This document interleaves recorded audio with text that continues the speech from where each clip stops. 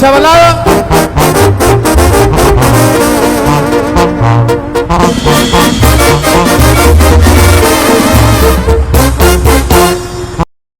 Entonces, por eso estamos ante esta situación tan lamentable de que un órgano electoral que debería de promover la democracia se ha dedicado a obstaculizarla. Incluso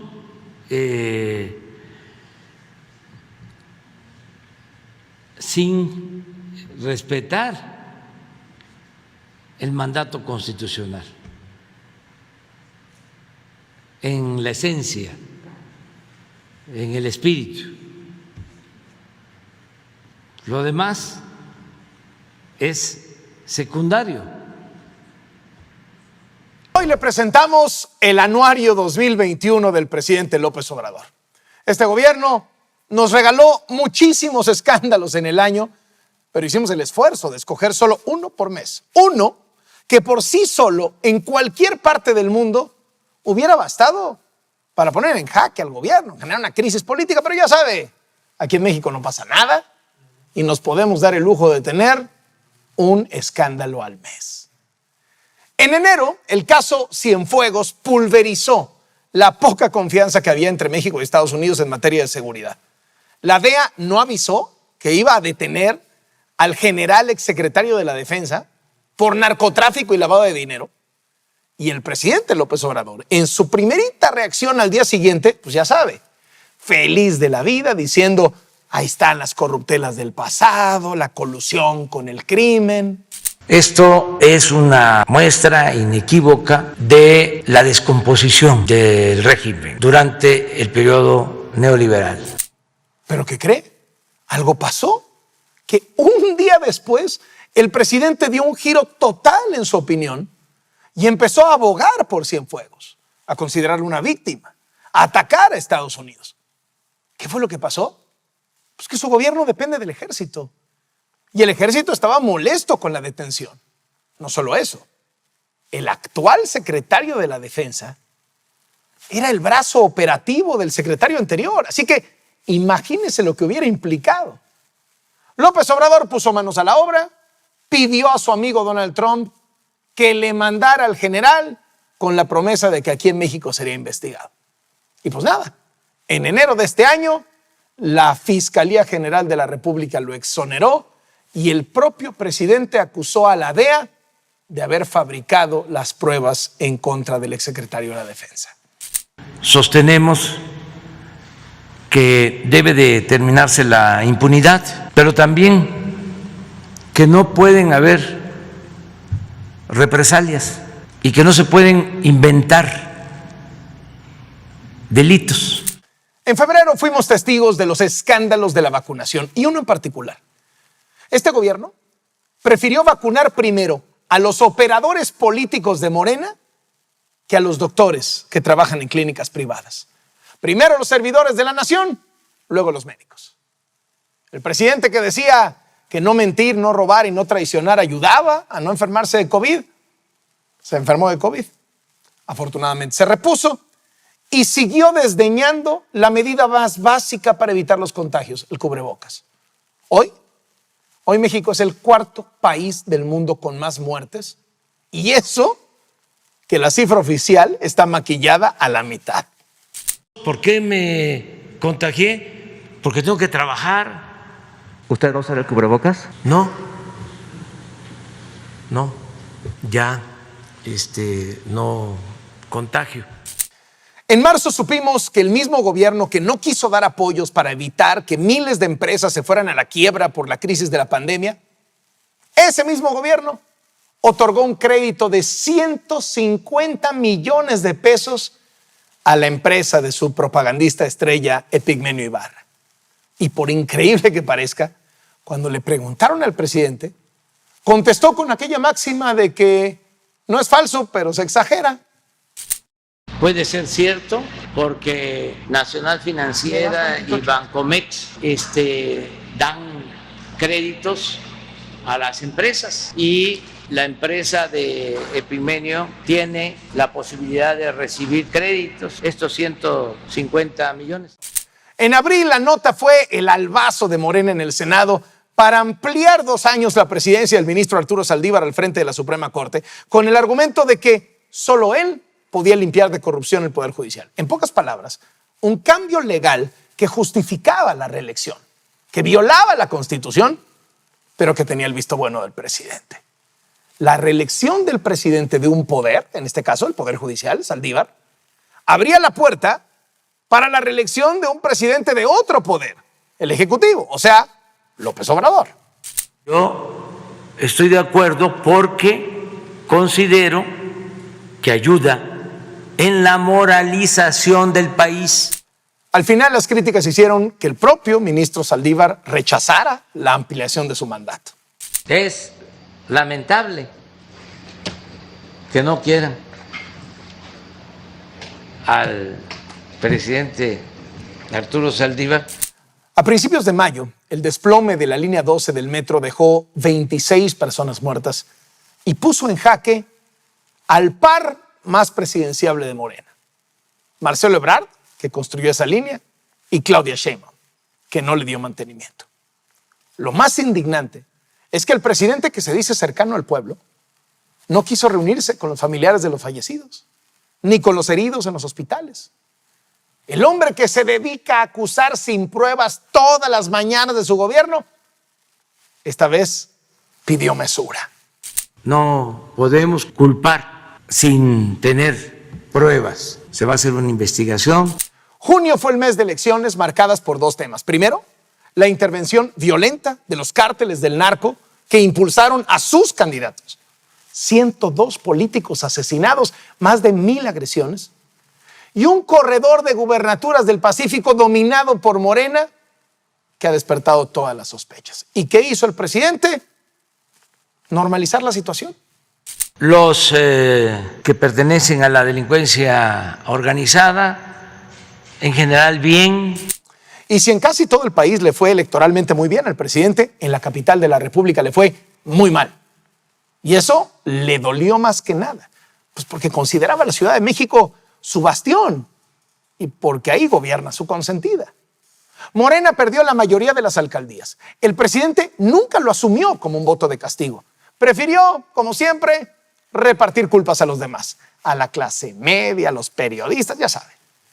Aquí la gente fue víctima de un manejo informativo perverso. Y uno escuchando un programa de radio es ataque al gobierno. Y las televisoras igual. Y los periódicos todos. Una clase media manipulada fue la que permitió el fascismo de Hitler. Con licenciatura, con maestría, con doctorado. Es una actitud aspiracionista. En julio, aquí en Latinus le presentamos al segundo hermano incómodo del presidente, Jesús Martín López Obrador. Martinazo, como le dicen. Otro hermano del presidente captado en video recibiendo dinero en efectivo en pleno proceso electoral y diciendo que el dinero es para la campaña presidencial de su hermano Andrés Manuel. Este video demostró que lo de Pío López Obrador no era un caso aislado, sino un modus operandi para llegar al poder. A mi hermano Martín, pues no lo veo desde hace 5 años. Cualquier familiar comete un delito, debe ser juzgado. No debe haber impunidad. ¿Qué cree? Pues hasta el momento, ni juicio, ni investigación, solo impunidad. En agosto, la tercera ola de COVID nos pegó con todo. Nada más en ese mes, más de 18,000 personas murieron. Igual que en julio de 2020, cuando se registró el pico de la primera ola. Llegamos a ser primer lugar mundial en muertes por COVID. Y de manera inexplicable, mientras esto sucedía, el ritmo de vacunación bajó. Bueno, sí es explicable. Ya no había elecciones. Los mejores días de vacunación en México fueron en la época de elecciones. Pero lo más indignante fue la negativa del gobierno para vacunar a menores de edad, cuando ya lo hacían países con mucho menos dinero que México, Cuba, Honduras, Panamá. Que por cada dosis que, por ejemplo, por acción judicial, por estas sentencias de amparo, se desviara hacia un niño o una niña cuyo riesgo es considerablemente menor, se le está quitando la oportunidad a una persona que tiene un riesgo mayor. Septiembre y una nueva tragedia. Inundaciones en Tula, Hidalgo. Murieron ahogados 17 pacientes del Hospital Regional del IMSS, ahogados. Muchas voces ciudadanas acusaron que esto pudo haberse evitado porque nadie avisó que venía una descarga de aguas negras del Valle de México. ¿Se imaginan lo que hubiera dicho un López Obrador opositor si a un presidente se le hubieran muerto ahogadas por inundación en un hospital público 17 enfermos? ¿Pero qué cree? Ahora el presidente es él y pues ya no pasa nada. Decirles que el evento fue súbito, fue incontrolable e inevitable y no hubo forma de ser advertidos para lograr evacuar el hospital. Nos hicieron que firmáramos varios papeles, pero no vemos el resultado. ¿Sí? Le digo, no tiene nada de un sello, un sello de la presidencia, un sello de gobernación, nada. Estado, no, pues nada, un papel cualquiera, digamos. Yo opino que no se comprometen a nada. Octubre, el mes del pato. Se derrumbó el caso estrella de la supuesta lucha anticorrupción de este sexenio.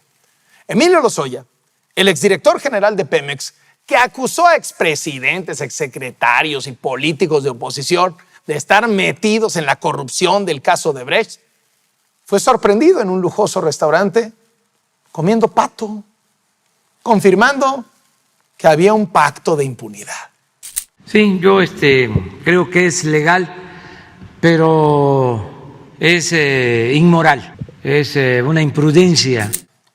El gobierno quedó arrinconado y Lozoya pagó caro el pato, porque unas semanas después no le quedó otra. El gobierno metió a Lozoya de vuelta al reclusorio norte. Pero ojo, al ser regresado a la cárcel, las autoridades argumentaron que nada de lo que dijo Lozoya lo pudo probar. Qué mal momento para el pato, ¿no? Porque justo en octubre el presidente había presentado su contrarreforma eléctrica, cuya justificación central pues es que la reforma eléctrica anterior era corrupta, como lo decía Lozoya, sin pruebas, según aceptaba el propio gobierno.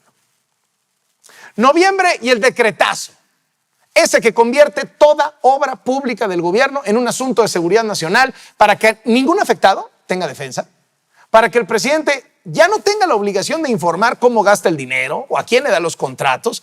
Ni siquiera tiene que preocuparse por los permisos porque obliga a todas las autoridades a otorgarlos en 5 días, aunque no haya estudios, aunque no haya nada. Esto no tiene nada que ver con la transparencia. Tiene razón, no tiene nada que ver con la transparencia. El decretazo, mire usted qué coincidencia, se emitió 4 días después de que aquí en Latinus presentamos el reportaje en el que, vía las leyes de transparencia, logramos obtener y revisar 966 contratos otorgados por el Ejército en la construcción del aeropuerto de Santa Lucía. Y se detectaron millonarias irregularidades, empresas fantasma, empresas sancionadas, ya lo saben. Con un decreto así, un reportaje así, nunca hubiera salido. Diciembre, dice el presidente que su mayor lucha es contra la corrupción. Pero llegamos a fin de año y ¿qué tenemos? Una investigación de mexicanos contra la corrupción y la impunidad. Y Latinus, que exhibe otra vez el financiamiento ilegal a la campaña presidencial de López Obrador. El actual secretario particular del presidente y la actual oficial mayor del presidente, captados en video como parte de un carrusel de cash, un carrusel de personas que en diciembre de 2017 hicieron depósitos hormiga de a 50,000 pesos en efectivo en un mismo banco, varias veces en un mismo día. O sea, se formaban, depositaban, se volvían a formar, volvían a depositar, todo para evadir las leyes de lavado de dinero. Un asunto de que no sé si fue a entregar dinero en efectivo o a recoger dinero en efectivo de un banco, pero aplican la máxima del AMPA del periodismo, que la calumnia cuando no mancha tizna. Estaba dando vueltas. Las mismas frases, las mismas descalificaciones y el mismo modus operandi. Otro año de puras palabras y puros escándalos. Soy Carlos Loret de Mola. Esto es Latinos.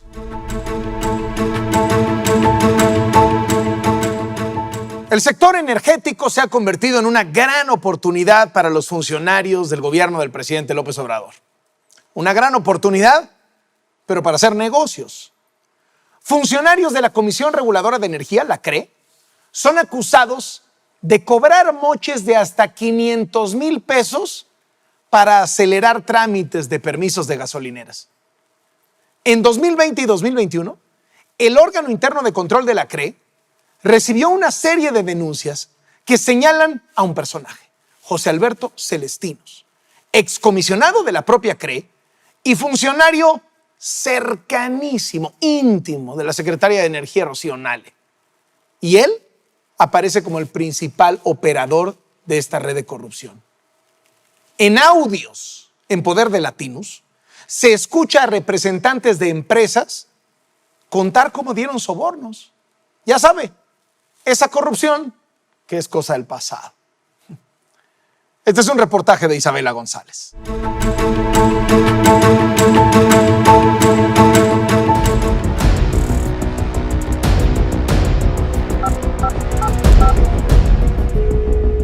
Es que tengo un trámite para una gasolinera, pero estamos muy desesperados, la verdad, porque no salen los permisos. Personal de la CRE, la verdad, un poco abusivos. Nos han pedido mucho dinero, bueno, aportación, y no me resuelven. ¿Con qué persona me dice que estuvieron? Espérame, déjalo.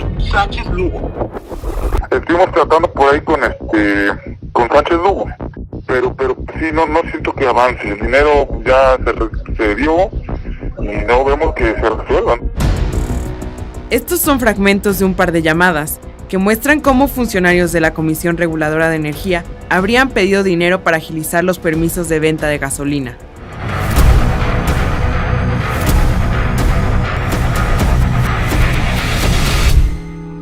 Las llamadas son parte de una serie de denuncias anónimas que señalan que José Alberto Celestinos Isaacs, como comisionado de la CRE, encabezó una red de servidores que cobró sobornos que iban de los 200,000 a los 500,000 pesos para acelerar trámites. En los audios, se escucha hablar a representantes de las empresas Cocani y Operadora Jovel con una funcionaria del organismo regulador a la que le piden ayuda sobre el estado de sus permisos. En las dos llamadas se establece que los solicitantes entregaron dinero a Carlos Gustavo Sánchez Lugo, mano derecha de Celestinos en la CRE y entonces titular de la unidad de hidrocarburos. Celestinos es considerado mentor de la secretaria de Energía, Rocío Nale, y ahora como director general de petrolíferos en la Secretaría de Energía, es su mano derecha para la construcción de la refinería de Dos Bocas. A pesar de las denuncias, los principales operadores de la red no fueron alejados del sector energético. Nale rescató a Celestinos y lo llevó a su dependencia. La Secretaría de Energía recompensó así a quien le ha enseñado cómo son los negocios en el sector petrolífero. Por otro lado, Sánchez Lugo dejó la CRE en junio y ahora es parte del Sistema Nacional de Refinación de la CENER.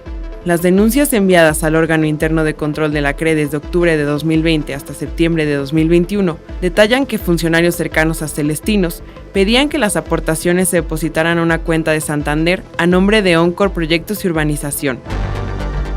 Dentro de esta red operaban Alejandro Ledesma Moreno, jefe de oficina del comisionado Celestinos, y Erika Dafne Macías Rodríguez, directora de permisos de expendio de la CRE. En la serie de acusaciones también son señalados Oleg Kostin, director de la unidad de petrolíferos, David Daniel Elvira Cadó, coordinador de la oficina de la comisionada Guadalupe Benítez, y Jesús Martín Alejandro Maldonado Valenzuela, jefe de oficina del comisionado presidente de la CRE, Leopoldo Melchi. Hasta hoy los tres siguen laborando en el organismo regulador de acuerdo con el portal de nómina transparente. Las acusaciones indican que las gestiones se hacían en una oficina alterna de Celestinos, ubicada en el número 106 de Viaducto en la Ciudad de México. Relatan que quienes habían solicitado un permiso eran obligados a pagar hasta 60,000 pesos solo por obtener información del estatus de su trámite. Pagar no fue una garantía para las empresas, ya que no todas obtuvieron sus permisos. Se estaba realizando nuestro trámite, me parece, con la señorita Erika Dafne, y pues con la confianza, ¿no?, de que estaba en la página correcta de la CRE, y pues igual nos pidió aportación, y pues creyendo que es parte de eso, pues también dimos aportación para que resolviera rápido, ¿no? Pero hasta la fecha pues no, tampoco ha salido mi trámite. Aunque Operadora Jovel dio dinero a los funcionarios de la CRE, hasta el día de hoy no ha recibido el permiso solicitado para una gasolinera en San Cristóbal de las Casas, Chiapas. Una de las denuncias afirma que esta red de funcionarios buscaba empresas que tuvieran trámites detenidos o que quisieran solicitar un permiso nuevo. Se acercaban a las empresas y les decían que ellos podían ayudarles a agilizar el trámite. Así fue el caso de Cocani, ubicada en Morelia, que al no recibir su permiso, demandó a la CRE en agosto de 2020 y que para noviembre de ese año ya había establecido contacto con estos funcionarios. El dinero ya se dio y no vemos que se resuelva, ¿no? Inclusive pues, nos contactó el secretario Alejandro Maldonado y pues bueno, con la confianza que está directo por el secretario, el presidente Melchi, pues nos comentó que luego le dio nuestro contacto, o sea, teníamos nosotros la confianza de que el trámite salía, así que nos pidió una aportación, ¿va? Y esta aportación se la solicitó Alejandro para apoyarnos y avanzarle. La desaparición de la CRE es uno de los temas centrales de la nueva reforma energética impulsada por el presidente Andrés Manuel López Obrador. Hasta la fecha, el organismo regulador no ha dado a conocer sanciones o avances por las denuncias en contra de los funcionarios. A mí me gustaría que Vargas Llosa estuviese defendiendo la democracia de Perú, porque aunque no se tenga simpatía o afinidad en lo político, en lo ideológico, por encima de todo está la democracia, que es el poder del pueblo, la voluntad del pueblo. Si el pueblo peruano decidió votar por este presidente, ¿por qué apostar a derrocarlo? Y ojalá y que se manifieste Vargas Llosa para que su pueblo, sus paisanos, aunque él ya tenga la doble nacionalidad, la peruana y la española, él hizo su carrera ahí, ahí creció, ahí fue candidato, ahí escribió sus libros. Todavía hasta este libro de Como pez en el agua, donde narra todo lo que fue su proceso de elección, lo que le hicieron, lo debería de llevar a actuar de manera consecuente. Y ahora me entero que en vez de ayudar a su pueblo, está manifestándose a favor del candidato conservador de Chile, un candidato que dice que Pinochet fue un paladín de las libertades. A ese candidato está apoyando el señor Vargas Llosa. Pero bueno, todo nuestro respeto, ¿no?, para él. Un gran escritor. Pero una cosa es el ser intelectual, el ser escritor, y otra cosa es la política. Y sobre todo la política que tiene que ver con hacer historia, que tiene que ver con apoyar a los pueblos, con tenerle amor al pueblo.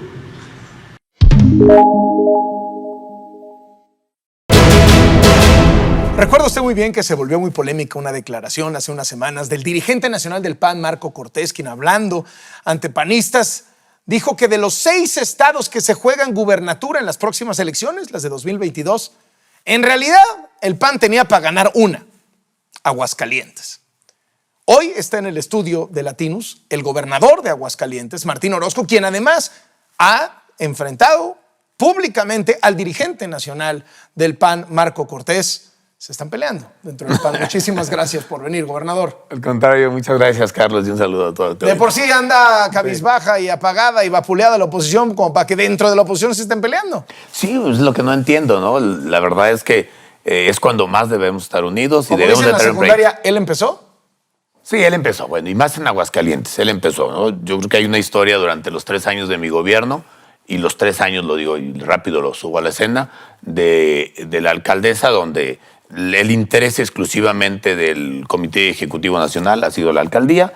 Muy bien, perfecto. También yo he hecho mi trabajo muy institucional, pero no hay absolutamente ninguna relación o gestión, apoyo o coordinación con el tema del gobierno del Estado. Es decir, la dirigencia nacional del PAN apostó Siempre a que su sucesora fuera la exalcaldesa de Aguascalientes, Tere Jiménez, y eso es lo que ha generado una disputa, porque usted considera que ella no debería ser la candidata. Al final, yo tampoco estuve trabajando por un sucesor o sucesora. Siempre un gobernador trabaja. No, pero al final la verdad es que el esquema de Aguascalientes es muy especial. No hay otro estado que no tenga un 70% en la población de la capital. Desde ahí, históricamente... La capital es el 70% de la población. El 70% de la población. Y ahí es un tema... No, si mandas en la capital ya estás, electoralmente hablando. ¿No? Y además en una dinámica de los alcaldes con muchísima más relación que el gobernador. Es un tema de análisis en sexenios anteriores que se repite en cada uno de los periodos. Entonces, más allá de esto, de la sucesión, Carlos, el tema es, bueno, tú quieres un respaldo de tu dirigencia nacional a una gobernatura, a un estado... Y la verdad que al final no se ha dado. Si analizamos entrevistas o cualquier cosa, abandonó el gobierno de Aguascalientes. Referencia del Ejecutivo Nacional hacia Aguascalientes, no las hay. Relación con el gobernador, no la hay. Del presidente del PAN. Del PAN. Entonces no hay ninguna relación y siempre ha sido su apuesta ahí y perfecto, y la he entendido. O sea, la candidata del PAN va a ser Tere Jiménez. Ante la regla que ya estableció ahora la secretaria general, que dice habrá una consulta a la militancia y posteriormente una designación, no me queda la menor duda. Usted ya baja los brazos ahí. La verdad, sí. Ahorita a trabajar porque el pronóstico se cumpla en el estado de Aguascalientes. ¿Y usted va a hacer equipo con ella o vamos a ver la repetición del caso Chihuahua en donde el gobernador Corral estuvo contra la candidata del propio partido? No habrá. De entrada, tengo que manifestar que mi función es gobernar. Para que tampoco... No, pero el gobernador puede decidir, puede meter mano, puede meter el hombro. Mi función es gobernar y eso voy a hacer. Y la verdad es que los resultados del Estado dan para que se puedan presumir en una elección. Porque si juega la candidata o el candidato, juega la propuesta, juega las condiciones del momento, pero también los resultados del gobierno. Pienso en el caso Chihuahua. Sí. Se llevaron un susto, ¿eh? En un descuido se las quitaba Morena. Y arrancó la candidata con 20, 30 puntos de ventaja y al final se cerró. ¿No temen que pase lo mismo en Aguascalientes? Que por esta disputa entre el gobernador y la candidata a sucederlo, resulte que el PAN pierda y Morena se les cuele. Hasta el momento de la declaración de Marco Cortés y hasta este momento yo no le veo riesgo. Pero si el desgaste continúa, porque al final... La elección y la designación va a darse en febrero. Entonces, si este desgaste continúa enero y febrero, sin duda estamos perdiendo. Estas 2 semanas hay una percepción completamente diferente de un sector de la sociedad. Entonces, de riesgo, de pleito, de que al final la sociedad de Aguascalientes dice, bueno, con estos pleitos... Pero también Aguascalientes tiene otra característica. En las encuestas al presidente Andrés Manuel, no le va bien. Es un tema de una percepción antimorena. Y eso ayuda también a las condiciones del PAN, independientemente... O sea, aunque el PAN se pelee, es tal el antimorenismo en Aguascalientes. En este momento. La verdad es que tampoco quiero que estemos echando las campanas al vuelo. Sí tenemos que reorientar el esquema del PAN a partir de ya. ¿Tregua navideña? Sin duda, hasta la propia sociedad le exige, ¿no?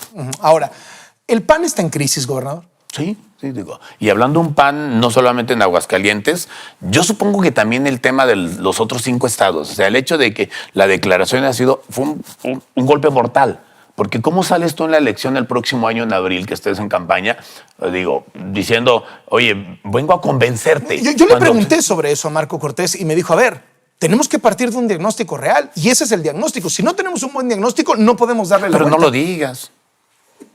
Pero, o sea, digo, no lo digas. O sea, yo no entiendo cómo el candidato de Quintana Roo, la candidata, pues cómo va a salir. O sea, cuando ya su dirigente nacional lo dijo.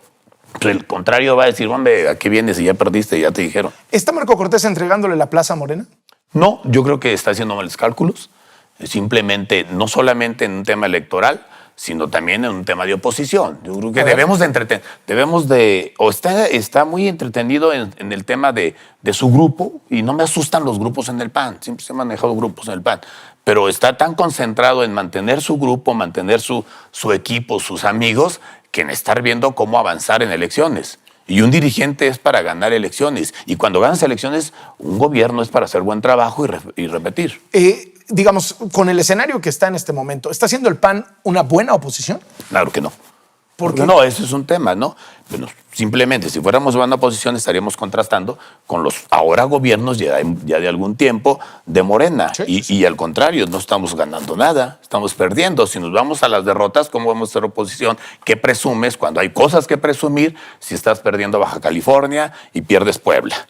Luego, el siguiente año, Coahuila y Hidalgo casi nos desaparecen en las intermedias. Y ahora pierdes Baja California Sur y Nayarit.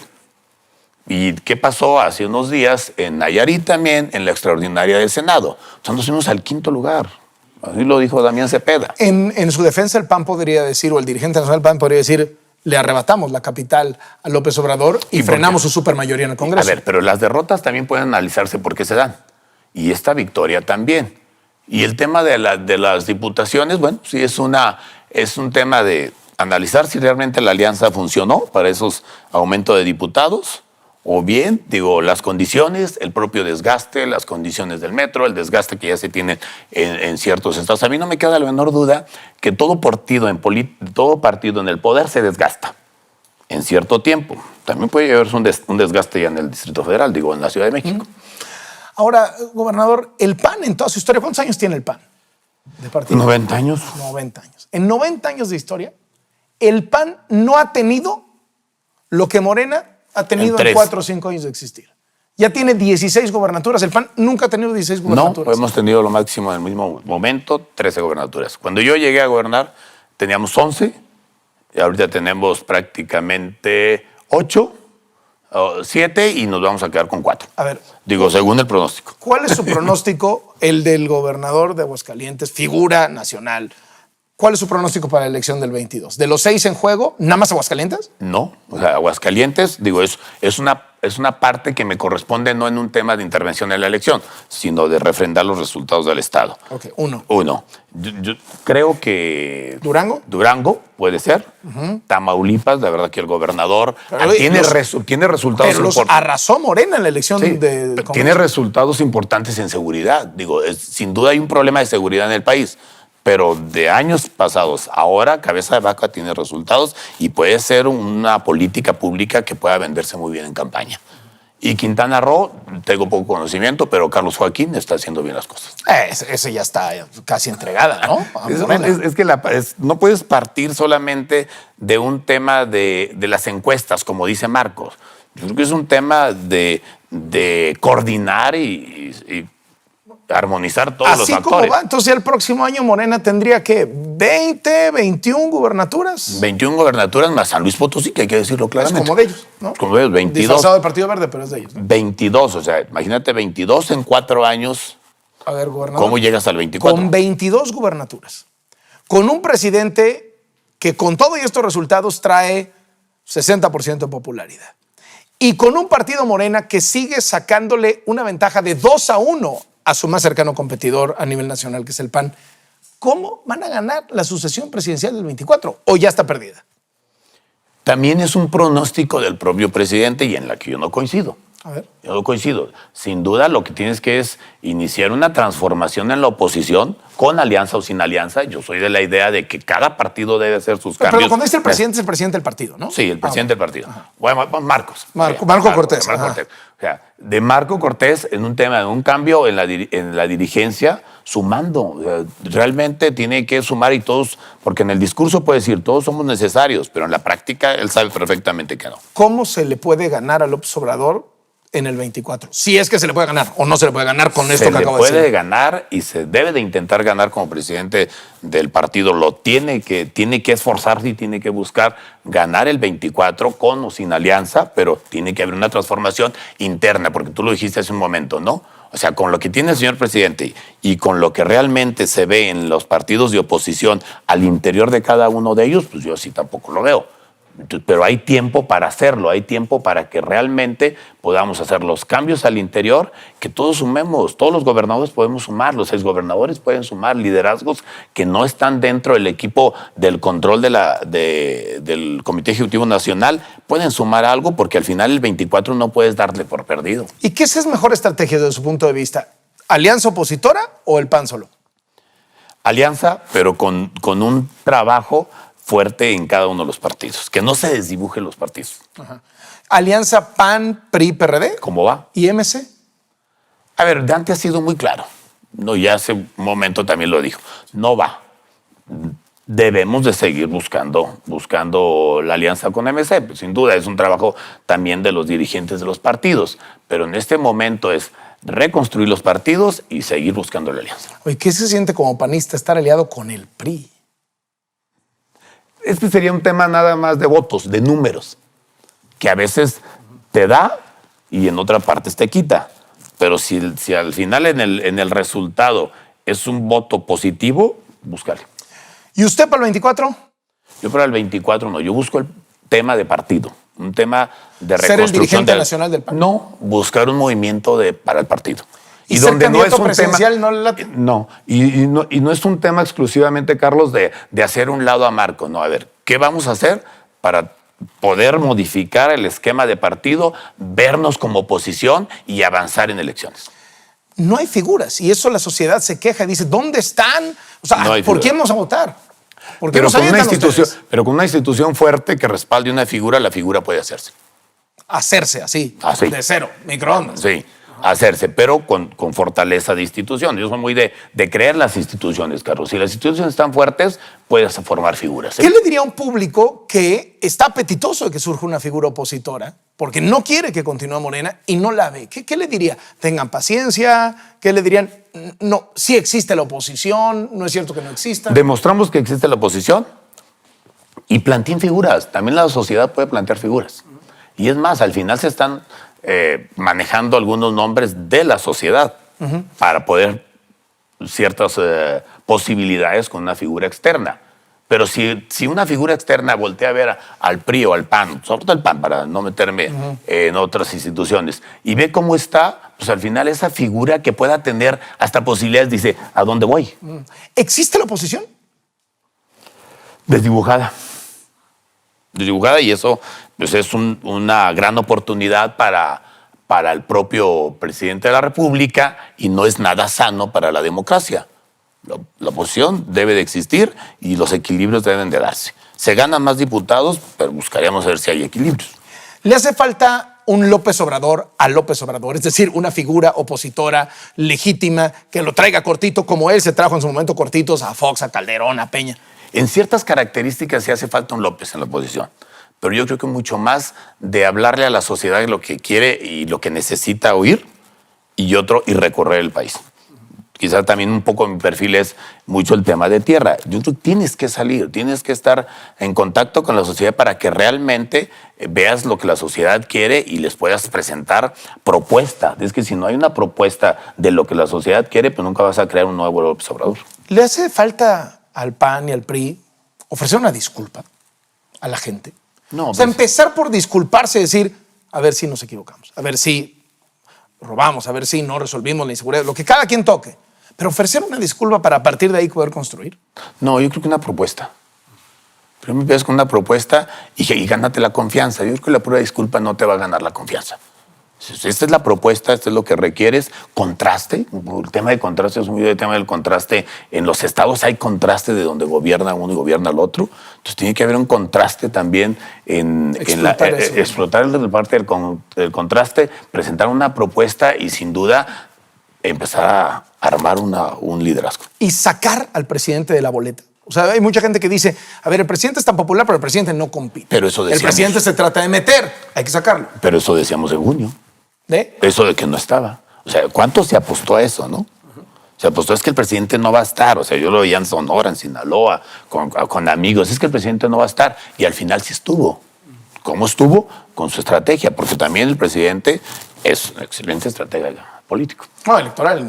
En eso. Entonces, ahí está. ¿Y tú crees Pues hay que no? dar por descontado que el presidente va a estar en la boleta. Ah, claro, o sea, ha estado. Ha estado en las boletas y todos los días está. Y si todos los días está, ¿por qué ese día no? Bueno. ¿Cómo es la relación con el presidente y los gobernadores? Hay poca relación. Digo, la verdad es que... ¿A usted cómo le ha ido como gobernador de Aguascalientes? Uno de los estados prósperos del país. Un tema es cómo me ha ido, si todo el mundo diría, pues me ha ido bien si me lleva obras, si me lleva dinero. La verdad es que me ha ido mal, pues. Porque en realidad la inversión, todo el mundo sabemos hacia dónde está. En sus 3 grandes proyectos. Entonces no hay inversión. ¿El Tren Maya no pasa por Aguascalientes? No pasa por Aguascalientes, nada más pasa Ferromex. Entonces, en esa parte te puedo decir mal, pero también me ha ido bien porque me ha respetado al final un estado que sin duda tiene características diferentes, de que podría irnos mejor si tuviéramos el apoyo como en otros sexenios, ¿no? Pero en realidad me ha respetado y no he recibido. ¿Es cierto que al final los gobernadores no pueden ser una oposición real al presidente porque dependen económica y financieramente del gobierno? Sí, no deberían de ser.